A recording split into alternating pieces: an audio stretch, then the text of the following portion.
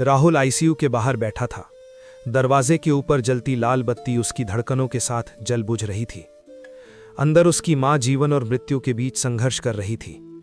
मशीनों की आवाज, डॉक्टरों के गंभीर चेहरे और अधूरी उम्मीदें, सब कुछ राहुल को तोड़ रहा था। अपने आप को असहाय महसूस कर वो अस्पताल से निकलकर पास के शिव मंदिर पहुंचा।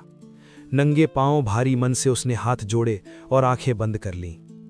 धीरे धीरे उसके होंठ हिलने लगे। ओम त्र्यंबकम यजामहे सुगंधिम पुष्टिवर्धनम। हर मंत्र में उसका डर था, उसकी आशा थी, उसकी प्रार्थना थी। उसी क्षण उसका फोन बजा। बहन का कांपता हुआ स्वर, राहुल, मां अब नहीं रही। मंत्र टूट गया। समय जैसे रुक गया। राहुल की आंखों से आंसू बहने लगे। हृदय में पीड़ा के साथ क्रोध भी उमड़ आया। क्यों? उसने मंदिर में खड़े खड़े प्रश्न किया। मैंने प्रार्थना की, विश्वास किया, फिर भी क्या यही फल है भक्ति का?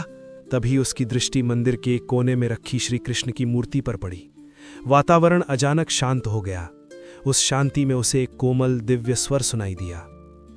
क्या तुम्हें युद्ध भूमि में कहा गया मेरा वचन स्मरण है राहुल? उसके भीतर स्वर गूंज उठा। न जायते म्रियते वा कदाचित, आत्मा न जन्म लेती है न मरती है।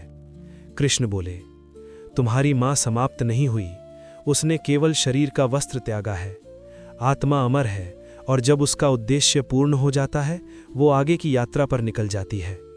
राहुल सिसकते हुए बोला, लेकिन प्रभु, इतना दर्द क्यों होता है? कृष्ण मुस्कुराए, क्योंकि प्रेम बांधता है और सच्चा प्रेम बिना पीड़ा के नहीं होता।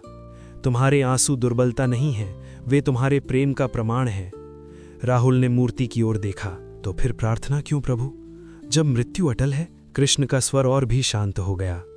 तुमने मृत्यु रोकने के लिए नहीं, उसकी आत्मा को शांति देने के लिए मंत्र जपा और स्वयं को स्वीकार करने की शक्ति देने के लिए प्रार्थना की।